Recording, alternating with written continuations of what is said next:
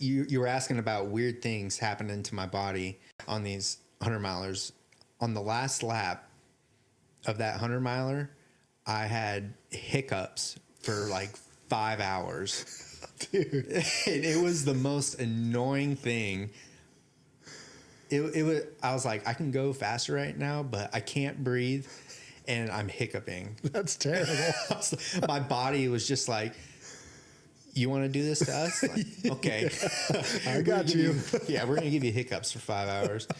But I've been real lucky with my feet. You know, didn't have to change my shoes at all. Nice. I don't even think I changed my socks. I took off my shoe one time to pop a blister, and then, yeah, kept rocking.